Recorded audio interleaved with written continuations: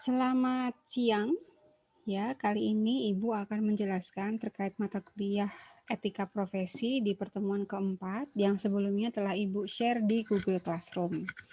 Baik, Ibu langsung share screen saja ya. Oke. Baik.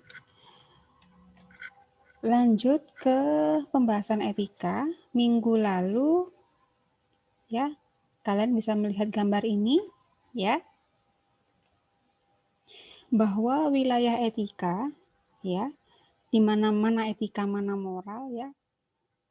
Sebagai contoh untuk kehidupan sehari-hari, seperti contoh di sini ada prinsip perkawinan adalah adanya kesetiaan. Oke.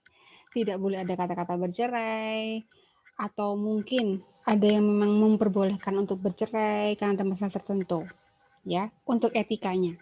Tapi untuk moralnya ya, secara hukum perundang-undangan boleh tidak bercerai? Boleh, tapi dengan ketentuan mengikuti kegiatan persidangan sampai dengan akhirnya diketok palu oleh hakim bahwa itu bercerai.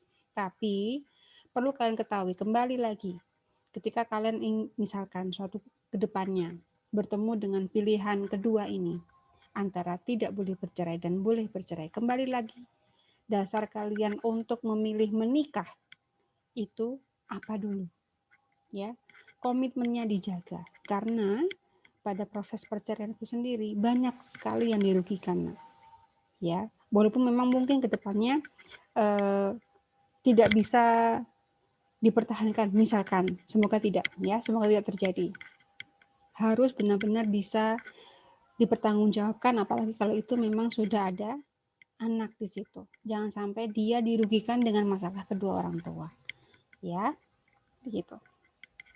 Nah, sekarang kembali lagi untuk membedakan antara etika dengan moral. Kalau untuk etika itu sifatnya kecakapan teoritis, secara teori ya. Ya.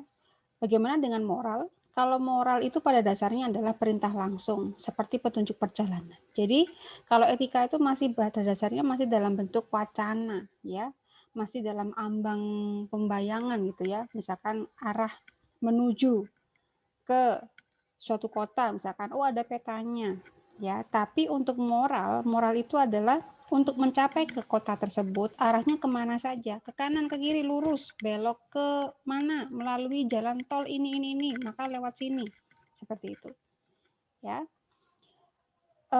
Di sini juga contoh ya, kalau lebih tepatnya di etika ini adalah seperti buku ilmu pengetahuan secara umum, misalkan di sini adalah ilmu kelautan. Nah, secara umum kelautan itu pada dasarnya dia itu tempatnya di sini, komunitas atau ekosistemnya seperti ini, hewan-hewan yang hidup di situ tuh apa saja ya, sifat-sifat air lautnya seperti apa secara umum. Nah, kalau moralnya di sini adalah petunjuk praktisnya atau seperti buku manualnya. Kalau kita mau misalkan melakukan berselancar di kawasan ekosistem laut atau ekosistem pantai, apa yang harus dilakukan? Peralatan apa saja yang perlu digunakan? Safety-nya bagaimana? Nah, itu di moralnya. Ya. Nah, sekarang, wah ini ya, etika dan agama sekarang. Etika itu tidak menggantikan agama ya, Nak ya, dan tidak bertentangan dengan agama. Ya, etika bahkan diperlukan oleh agama. Di sini juga agama tidak hanya memberi petunjuk untuk moral, tetapi juga mengajarkan prinsip-prinsip etis. Jadi bukan hanya secara petunjuk umum bagaimana kita hidup, tapi bagaimana hidup yang beretika. Ya, jadi setidaknya etika dengan agama tidak bertolak belakang. Mengapa etika diperlukan dalam agama? Orang beragama mengharapkan agar ajaran agamanya itu rasional, ya. Ia ingin mengerti mengapa Tuhan memerintahkan ia berbuat itu dan itu, ya. Dan di sini seringkali ajaran moral yang termuat dalam wahyu agama mengizinkan interpretasi yang berbeda dan bahkan saling bertentangan kadang-kadang. Setiap orang memiliki pemahaman tersendiri. Dan di sini bagaimana agama harus bersikap terhadap masalah moral yang tidak disinggung dalam wahyunya, misalnya soal aborsi misalkan ya. Nah, itu bagaimana cara untuk walaupun memang mungkin di beberapa wahyu di kitab suci aborsi tidak tersebut misalkan ya, tapi setidaknya itu secara moral ya perintah langsungnya bahwa aborsi itu tidak baik. Ya itu bagian dari kalau wahyunya itu kan kita berzina atau tidak boleh. Nah, sampai di titik itu kan memang mungkin belum dibahas secara detail tingkat sampai ke teknisnya. Nah, di sini etika atau moralnya ya mulai diatur di masyarakat. Etika memungkinkan dialog antar agama, etika dapat menjadi dasar bagi kerjasama agama. Ya, seperti ini. Jadi mana yang memang ranah agama, mana yang di sini adalah ranahnya norma adat ya. Masih bisa memungkinkan untuk adanya diskusi ya. Dan di sini juga untuk etika memungkinkan dialog antar agama dengan pandangan-pandangan dunia. Jadi etika tidak tertutup ya. Fungsi etika sendiri, etika bukan hanya ajaran moral, tapi juga bukan tambahan ajaran moral. Etika tidak langsung membuat manusia menjadi baik. Karena memang secara teoritis hanya teori, nak. Tidak bisa membuat orang itu menjadi langsung baik dengan adanya etika. Ya, itu tugas dari ajaran moral, karena moral tadi adalah petunjuk langsung dibandingkan dengan etika yang sifatnya masih teoritis. Fungsi etika di sini pada dasarnya adalah sarana untuk memperoleh orientasi kritis berhadapan dengan berbagai moralitas. Ya, di sini mungkin yang Anda lihat terkadang beberapa ajaran yang ada di agama itu akhirnya membentuk moral agama itu sendiri. Moral Kristen bagaimana, moral Tao bagaimana, moral Hindu bagaimana. Oke, tapi tetap tidak bertentangan dengan etika yang ada. Karena intinya pada dasarnya adalah untuk membentuk seseorang itu menjadi orang yang baik. Fungsi etika dalam orientasi kritis diperlukan karena kita dihadapkan dengan pluralisme moral, ya, karena memang banyak ya. Kita tidak bisa memaksakan orang itu harus memiliki keyakinan pada apa, kan tidak. Itu semua berdasarkan panggilan hati. Jika tidak memiliki orientasi kritis, maka kita akan bingung seperti cerita Nasruddin yang mau menjual keledai. Ini yang dijual bagaimana? Ya, apakah kalau menjual berarti keledainya harus digendong kemana-mana? Nggak jelas. Karena tujuannya apa ini? Ya. Nah, di sini tujuan belajar etika sendiri ya. Ini contoh di sini membuat mahasiswa menjadi lebih kritis sebenarnya. Bukan lantas menjadi orang yang tidak sopan. Justru dengan belajar etika kita tahu kapan saatnya kita untuk bertanya. Kapan saatnya kita memang mendengar terlebih dahulu. Ya. Pada dasarnya adalah ketika kita berbicara dengan orang atau kita sebagai orang pada normalnya ya, kita itu merasa gimana sih nak kalau kita belum ngomong udah dipotong orang. Rasanya kan seperti kita tidak dihargai. Rasanya seperti kita tidak mau didengarkan orang lain.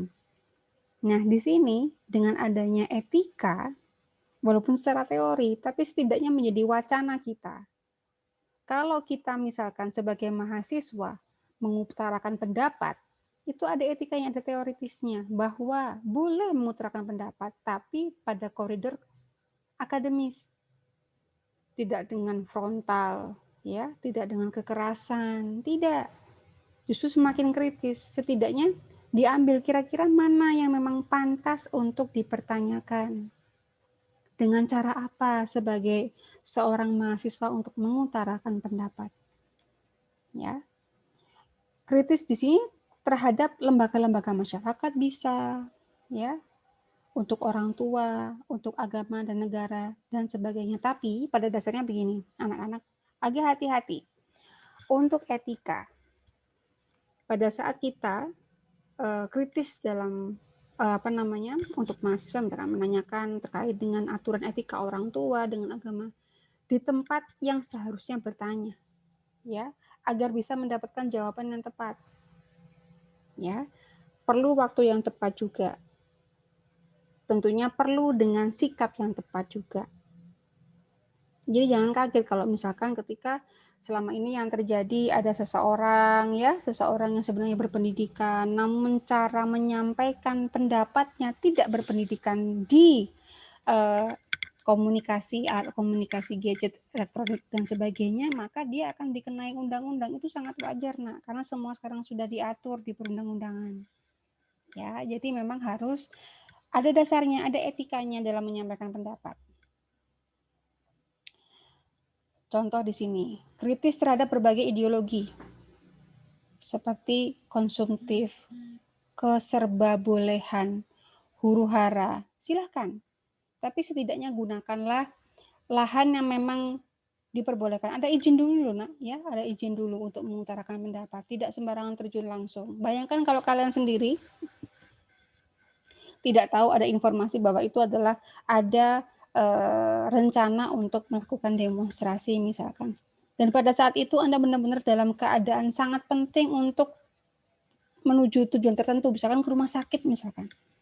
Dan mau tidak mau kalian juga mencari jalur yang lebih jauh untuk sampai ke rumah sakit. Karena kalian tidak tahu. Nah, seperti itu yang dirasakan oleh orang-orang yang mungkin tanpa perizinan melakukan demonstrasi. Ada etikanya. Kritis boleh, tapi harus tahu dulu. Ada peraturan-peraturan yang mendasari itu. Kritis terhadap diri sendiri sekarang. Nah, sekarang pada diri kita. Misalkan, kita itu makan sesuatu yang manis ternyata lama-kelamaan akan timbul jerawat. Nah, itu harus kritis pada diri sendiri. Setidaknya kita memiliki etika pribadi bahwa saya boleh mengkonsumsi ini, tapi ada batas wajarnya. Nggak apa-apa, Nak. Yang tahu diri kalian adalah diri kalian sendiri. Ya, mau orang bilang apa, kalau kalian tahu kondisi tubuh kalian, oh saya nggak bisa misalkan mengkonsumsi atau mengurangi konsumsi nasi berlebihan, saya tidak bisa.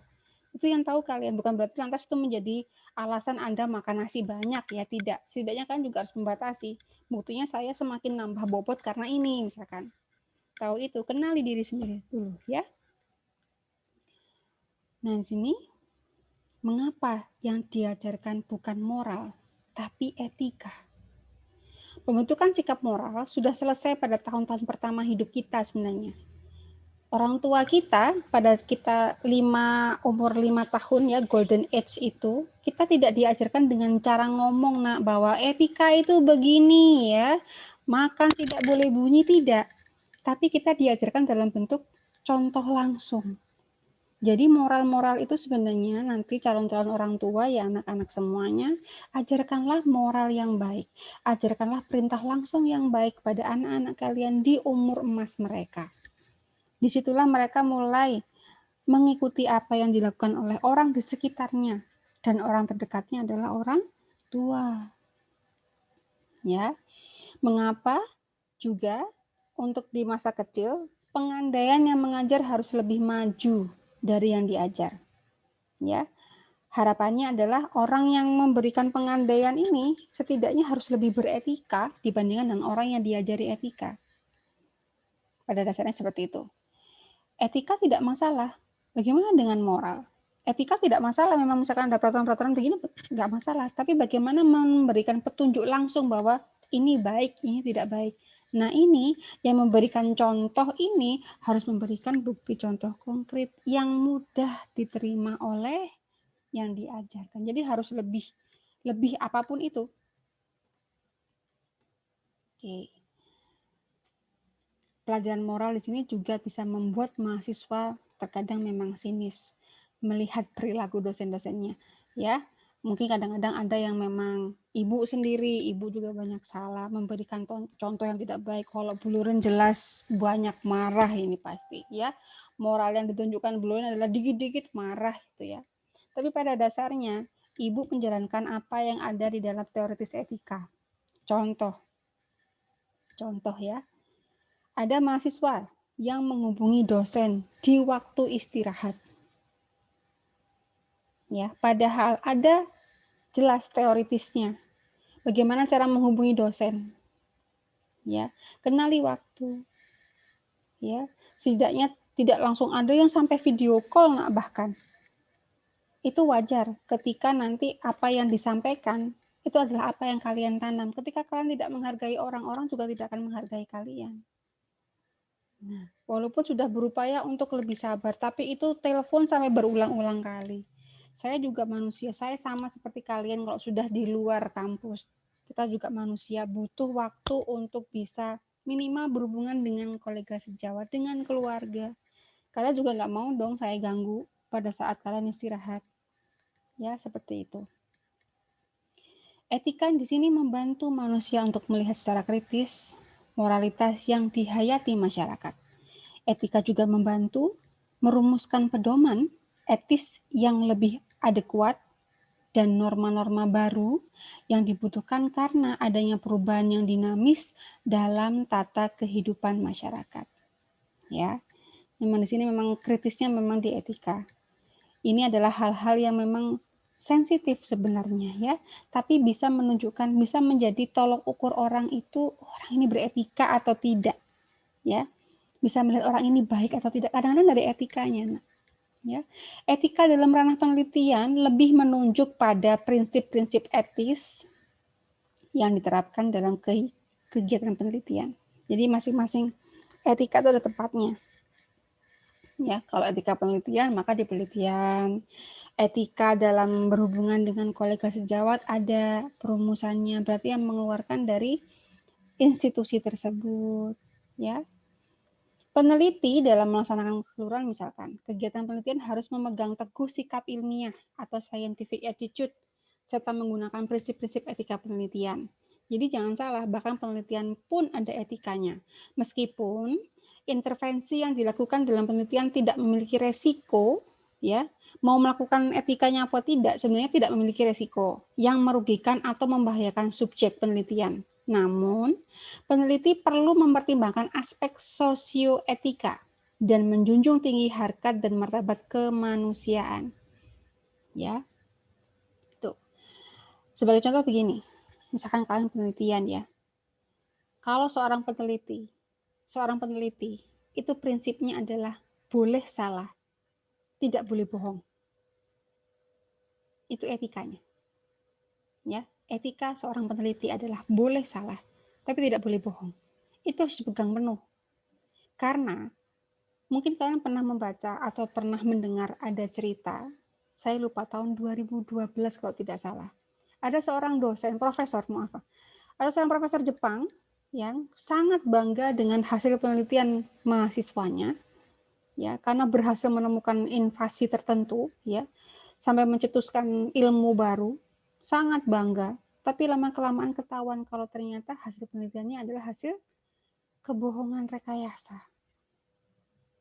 Di sini yang diserang subjeknya sudah selesai penelitiannya, dananya sudah habis, sudah jadi jurnal, tapi yang dipermasalahkan adalah sosioetika. Negara Jepang adalah negara yang paling menjunjung tinggi etika. Nggak apa-apa, salah nggak apa-apa. Tapi tidak boleh bohong, tidak menjatuhkan harga diri orang tersebut. Ya, sama seperti kalau ada orang bilang begini. Kalau orang Jepang tuh prinsipnya begini. Saya ingat dari kebetulan suami saya juga bekerja di perusahaan Jepang. Kalian boleh mengatakan saya bodoh. Ya, boleh. Tapi jangan katakan kita malas. Karena kalau bodoh itu berarti memang dia masih belum bisa. Tapi dia masih tekun belajar. Beda dengan malas, itu nggak mau belajar. Nah, seperti itu. Prinsip etika sendiri adalah menghormati harkat dan martabat manusia atau respect for human dignity. Menghormati privasi dan kerahasiaan subjek penelitian, ya. Kadang memang tidak semua orang mau bercerita atau memang tidak harus diceritakan ke orang lain, ya nak ya. Berarti ini juga bisa diimplementasikan ke kehidupan kalian bahwa etika berteman, kita juga harus menghormati teman, ya. Semuanya sama. Menghormati privasi teman, ya, atau misalkan kalau kita dipercaya untuk menjaga kerahasiaan teman, jaga itu. Keadilan dan inklusivitas. Ya, bagaimana kita adil dalam menyelesaikan permasalahan, ya, baik diri sendiri maupun dengan orang lain, serta bagaimana kita menyimpulkan permasalahan tersebut. Tidak lantas kemudian ada masalah dikit nyebar, belum diselesain, tambah lagi masalah, ya. Dan memperhitungkan manfaat dan kerugian yang ditimbulkan atau balancing harms and benefits. Jadi kita harus tahu, setidaknya kalau mau mengaktualisasi sesuatu, ya, Setidaknya kita harus mengetahui, oke, ini ada seseorang yang melanggar etika. Bagaimana cara kita menegurnya? Nah, itu mulai ada balancing harms and benefits. Setidaknya ketika kita melakukan bahasanya itu ngasih tahu gitu ya, jangan, ini nggak bagus. Apakah perlu di tempat umum? Nah, atau kita perlu menegur di tempat umum? Kita perlu menimbang itu. Nah, bagaimana supaya teman kita berhenti membicarakan hal yang tidak penting? Nah, apa perlu kita bentak atau kita tarik langsung keluar atau kita alihkan pembicaraan itu? Nah, itu dipertimbangkan itu. Mana yang kiranya baik ya pada saat itu. Nah, itu perlu ada, memang di sini ada prinsip-prinsip etika yang memang harus dipegang penuh. Ya, ada pertimbangan-pertimbangan tertentu, ya. Untuk memenuhi prinsip keterbukaan, ya, di sini kalau untuk peneliti yang bisa diimplementasikan untuk kegiatan kehidupan sehari-hari, ya, harus jujur, tidak boleh bohong, harus hati-hati dalam segalanya, dalam melaksanakan kegiatan, membuat laporan, harus profesional, selesaikan itu. Jangan lantas tidak bisa kemudian ditinggalkan. No. Berperi kemanusiaan, ya. Kalau memang kita menggunakan bantuan orang lain, hargai mereka. Itu maksudnya. Yang kelima, memperhatikan faktor-faktor ketepatan, kesesamaan, kecermatan, intimitas, psikologis, serta perasaan religius. Ya. Serta yang keenam, lingkungan penelitian dikondisikan agar memenuhi prinsip keterbukaan, yaitu kejelasan prosedur penelitian. Nah, ini penting. Kadang-kadang memang tidak semua orang itu jujur atau terbuka dalam menunjukkan prosedur penelitian. Pada dasarnya ini justru semakin terbuka, kita semakin menunjukkan etika kita. Tapi dengan catatan, ada hal-hal yang memang kita tunjukkan bahwa kalau mau jujur, hal seperti ini tidak pantas atau ada kesalahan, ya sudah tidak perlu diumbar. Tapi setidaknya yang bisa menolong orang, ini jelaskan, jangan melakukan ini, karena nanti hasilnya akan begini. Itu lebih pantas. Ya. Kekerasan di sini dalam etika ilmiah, ya, yang memang seharusnya tidak boleh dilakukan adalah fabrikasi data, membuat data padahal belum melakukan penelitian. No, tidak bagus. Yang kedua, falsifikasi data, yaitu membuat suatu memang benar-benar jelas salah, ya. Jadi mereka-reka, ya, mereka-reka yang jelas-jelas. Jadi seolah-olah tuh dia tuh kayak membuat imajinasi dan kemudian menunjukkan bahwa ini tuh benar, padahal enggak. Dan yang ketiga, plagiarisme, penciplakan, ya. Tuh. Plagiarisme sekarang, pelaku disebut dengan plagiat atau pencuri karya. Menyitir, nah ini hati-hati untuk anak-anak nanti yang mau PKL, mau skripsi, ya. Menyitir atau kalian mengambil langsung tanpa menyebut sumber, itu juga termasuk plagiasi. Mengulangi karya sendiri dalam artikel berulang tanpa perubahan. Kalian mengambil langsung kalimat dari awal sampai akhir, kalian masukkan ke draft kalian, juga salah, ya, juga termasuk plagiarisme. Menyalin data orang lain tanpa izin, bahkan kata-katanya orang itu langsung dicatut begitu di tulisan kita, plagiarisme. Menyalin data, tabel, dan grafik tanpa menyebut sumber. Makanya kenapa tabel, gambar, mesti di bawahnya dikasih sumbernya siapa, nak. Kalau memang itu memang kalian ambil dari orang lain, dari data di internet, berarti termasuk data sekunder, ya, bukan data primer. Tidak mengambil sendiri. Loh, bukan saya ngambil sendiri, kan saya yang nyari di internet. Tapi kan tidak terjun langsung, menghitung sendiri. Jumlah penduduk di Malang itu berapa, nggak melakukan sensus sendiri. Kalian ngambil dari BPS. Itu termasuk data sekunder, nak. Nah, oke. Jadi dengan adanya kita mengikuti manfaat dari mempelajari etika ini, harapannya kalian semua, ya, selain mengetahui bahwa saya lulus harus punya IPK tinggi, ya, tidak, bukan hanya itu, nak. Tapi ketika kalian menjadi seorang lulusan bergelar sarjana apapun yang kalian pilih, yang sekarang di sini adalah TIP maka STP, setidaknya selain kalian sukses di akademik, secara humanistik kalian juga soft skill, menghargai orang, bagaimana berinteraksi dengan orang, ya, apalagi hubungan dengan Tuhan, ya, setidaknya itu tidak keluar dari jalur, begitu. Oke. Nah, ini memang beberapa, ya. Ini saya juga dibantu mendapatkan informasi ini. Saya bersama tim, yaitu Pak Bambang Siswanto. Ini ada beberapa materi kuliah yang memang pada dasarnya sensitif sebenarnya, tapi ini mempengaruhi etika. Mempengaruhi etika kita dalam kehidupan sehari-hari, ya. Etika kita dalam hidup, etika kita dalam bekerja ke depannya, ya. Kalau di sini etika rekayasa teknologi, kita seorang TIP misalkan, suatu saat dipercaya untuk menjadi seorang HRD, Human Research and Development. Kita dipercaya untuk mengotak-ngatik sebuah DNA suatu makhluk hidup untuk diolah menjadi sesuatu yang baru. Itu harus ada etikanya loh, Nak. Jangan sampai hewan yang misalkan memang berkaki 4 dibuat berkaki 3. Nah, seperti itu contohnya. Oke. Demikian yang bisa saya sampaikan untuk materi hari ini untuk buku-buku teori etika ya. Pada dasarnya ada buku ini. Monggo silahkan kalau mau membacanya. Ibu akhiri, terima kasih untuk pertemuan keempat ini. Mohon maaf Ibu sampaikan melalui YouTube. Nanti Ibu juga akan share untuk teori etika di Google Classroom. Mungkin Ibu juga akan tambahkan informasi penjelasannya melalui YouTube juga ya. Seperti itu. Terima kasih. Ibu akhiri. Wassalamualaikum warahmatullahi wabarakatuh. Selamat siang dan sore.